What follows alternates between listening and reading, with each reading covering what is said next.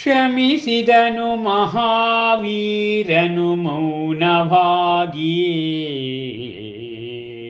ಅವರನು ಹರಸುವಂತೆ ಲೋಕವನು ಸೂರ್ಯದೇವನು ಲೆಕ್ಕಿಸದೆ, ಮೇಲು ಕೀಳು ಧನಿಕ ತಿರುಕ ಜ್ಞಾನಿ ಅಜ್ಞಾನಿ ಎಂದೆನದೆ ಎಲ್ಲರನ್ನೂ.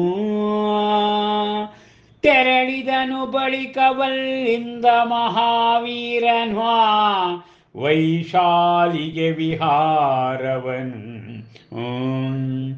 ಅಧರ ಗೋಶಾಲಕನು ಬಯಸಿದಿರಲ ಇರುಳು ಅವನೊಡನೆ ಅರುಹಿದ ನಿಂತು ಮುನಿಪುಂಗವಗೆ.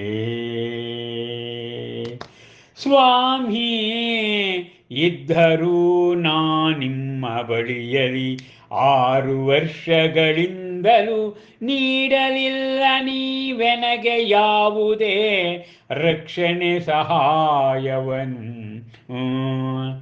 ಯಾವುದೇ ಒಂದು ಸಂದರ್ಭದಲ್ಲಿಯೋ ಅಂತೆ ದೊರೆಯದು ನನಗಾವ ಸುಖವು. ನಿಮ್ಮೊಡನಿರಲು ತೊಳೆಯಬೇಕು ನಾನು ಕೈಯನು ಕಷ್ಟದ ಕಣ್ಣೀರಲಿ ಇದ್ದರಿಂತು ನಿಮ್ಮೊಡನೆ.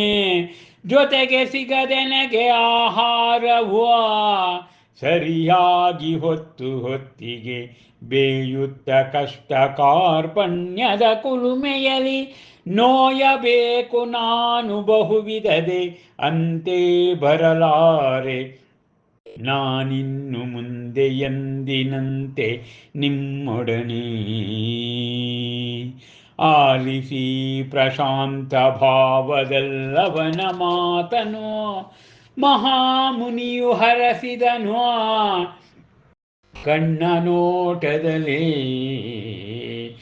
ಅವನನು. ಬಳಿಕದಲ್ಲಿ ವಂದಿಸಿ ಅವಗೆ ತೆರಳಿದನು ಗೋಶಾಲಕನಲ್ಲಿಂದ ರಾಜಗೃಹದೆಡೆಗೆ.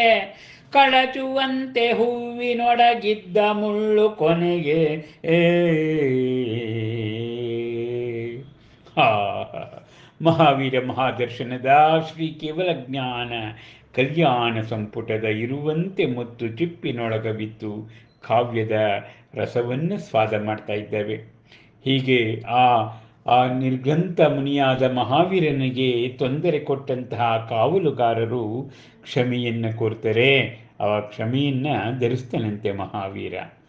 ಅವರಿಗೂ ಕೂಡ ಆಶೀರ್ವಾದ ಮಾಡ್ತೇನೆ. ಲೋಕವನ್ನು ಹೇಗೆ ಸೂರ್ಯ ಬೆಳಗ್ತಾನೋ ಅವರು ಸೂರ್ಯ ಹೇಗೆ ಲೋಕದಲ್ಲಿರುವ ಬಡವ ಶ್ರೀಮಂತ ಎನ್ನುವ ಭೇದ ಇಲ್ಲದೆ ಮಾಡ್ತಾನೋ ಅದೇ ರೀತಿ ಅಜ್ಞಾನಿ ಜನರಿಗೂ ಕೂಡ ಜ್ಞಾನದ ಸೇತುವೆಯಾಗ್ತಾರೆ ರೀ ಮಹಾವೀರ ಮುನಿ.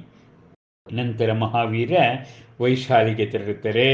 ಆ ಗೋಶಾಲಕ ಅವನ ಅವನ ಅವನ ಬಳಿ ಬಂದು ಮುನಿಪುಂಗವರಾದಂತಹ ಮಹಾವೀರ ಮುನಿಗೆ ಹೇಳ್ತೇನೆ, ಸ್ವಾಮಿ ನಾನು ನಿಮ್ಮ ಬಳಿ 6 ವರ್ಷದಿಂದ ನಾನು ನಿಮ್ಮ ಜೊತೆನೇ ಇದ್ದೆ. ನೀವೆಲ್ಲಿ ಹೋಗ್ತೀರಾ ಅಲ್ಲಿ ಬಂದೆ, ನೀವು ಕೂತಲ್ಲಿ ಕೂತೆ, ನಿಂತಲ್ಲಿ ನಿಂತೆ.